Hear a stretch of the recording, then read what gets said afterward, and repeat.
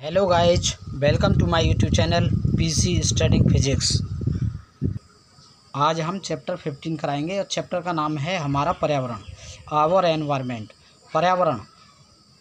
पर्यावरण का मतलब वह सभी चीज़ें होती हैं जो हमें घेरे रहती हैं, जैसे वायु।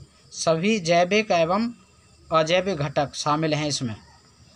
नेक्स्ट हेडिंग है पारितंत्र इकोसिस्टम। एक क्षेत्र के सभी जीव व अजैविक घटक मिलकर एक पारितंत्र का निर्माण करते हैं। इसलिए एक पारितंत्र जैविक व अजैविक घटक जैसे तापमान, वर्षा, वायु, मृदा आदि से मिलकर बनता है। पारितंत्र शब्द की रचना सन 1935 में टेंसले के द्वारा की गई। पारितंत्र के प्रकार, टाइप्स ऑफ इकोसिस्टम। इसके दो प्रकार होते हैं। नंबर 1, प्राकृतिक पारितंत्र, नेचुरल इकोसिस्टम। वह पारितंत्र जो प्रकृति में विद्यमान है, उदाहरण जंगल, सागर, झील आदि। यह प्रकृति के द्वारा दिया गया, इसलिए इसे बोलते हैं प्राकृतिक पारितंत्र। नेक्स्ट है नंबर 2, मानव निर्मित पारितंत्र, मैन मेड इकोसिस्टम।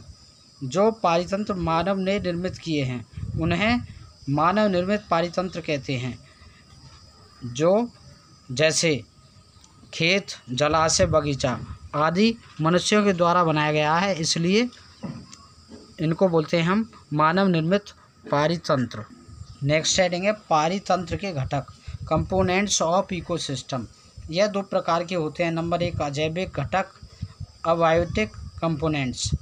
सभी निर्जीव घटक जैसे हवा, पानी, भूमि, प्रकाश और तापमान आदि मिलकर अजैविक घटक बनाते हैं।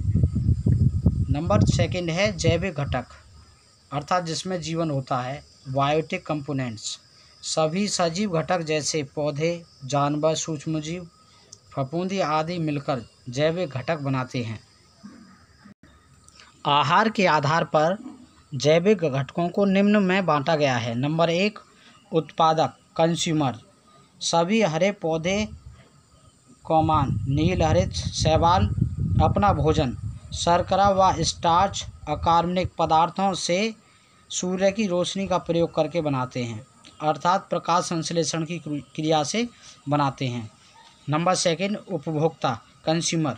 वे जीव जो स्वयं अपना भोजन नहीं बना सकते एवं अन्य जीवों से अपना भोजन प्राप्त करते हैं, उन्हें उपभोक्ता अथवा परपोषी, हेटेरोट्रोप्स कहते हैं। इनके 3 उपवर्ग होते हैं। नंबर 1, प्राथमिक उपभोक्ता, जिसको इंग्लिश में कहते हैं प्राइमरी कंज्यूमर। ये शाकाहारी जंतु होते हैं, जैसे बकरी, हिरन आदि। ये प्राथमिक उपभोक्ता में आते हैं। नंबर 2 है द्वितीयक उपभोक्ता, सेकेंडरी कंज्यूमर। ये मांसाहारी जंतु होते हैं, जैसे शेर, मगरमच्छ, चीता आदि, जो मीट, मांस इत्यादि खाते हैं। इनको द्वितीयक उपभोक्ता में रखा गया है। नंबर 3 है हमारा तृतीयक उपभोक्ता।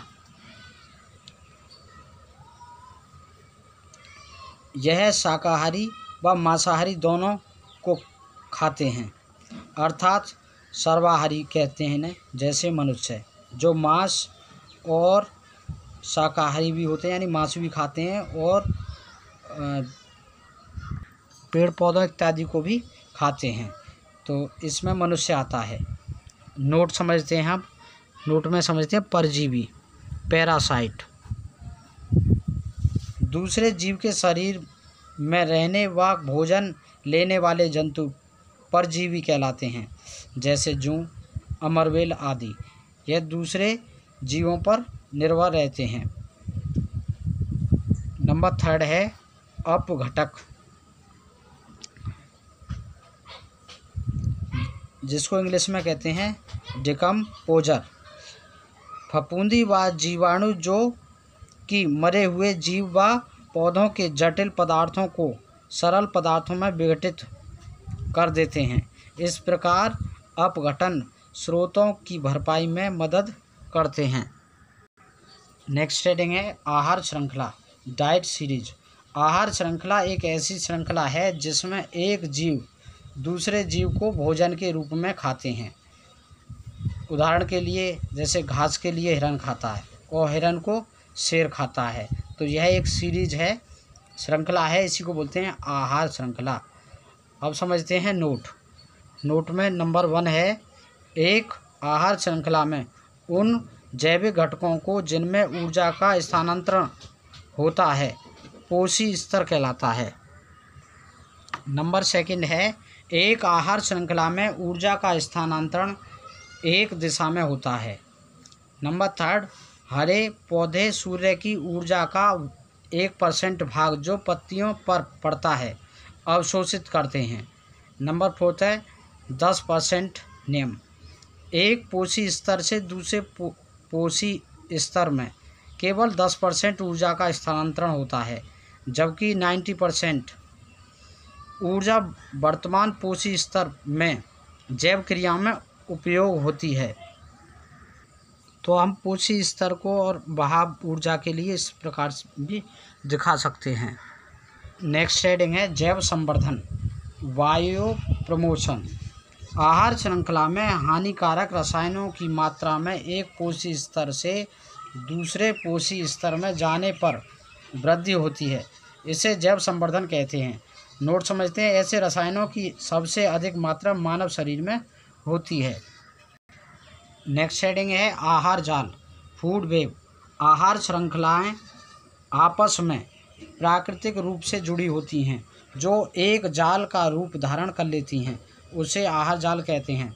जैसे चील जो है सांप को खाती है, सांप मेढक को, और मेढक तिल चिट्टा को खाता है, तिल चिट्टा पौधों को खाता है, और चील है वो चूहे को खा लेती है, और चूहा पौधों को खाता है। इसी प्रकार चील खरगोश को भी खाती है, और खरगोश पौधे को खाता है। या ऐसे कह सकते हैं लोमड़ी खरगोश को खाती है, खरगोश पौधे को खाता है। तो यह एक आहार जाल बन गया।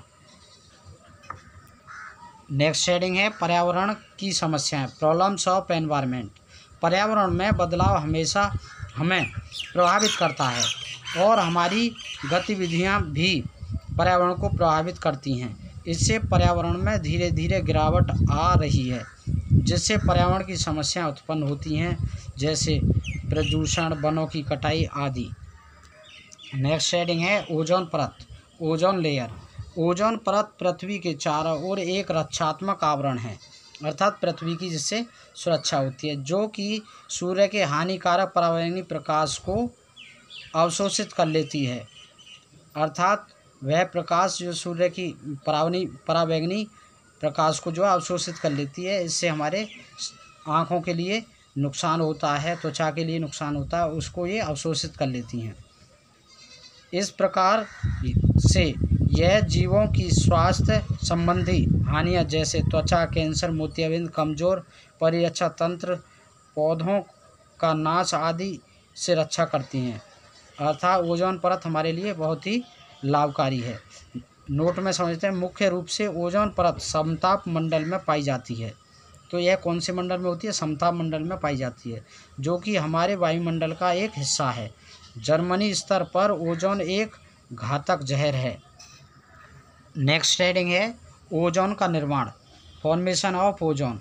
ओजोन का निर्माण निम्न प्रकाश रासायनिक क्रिया का परिणाम है।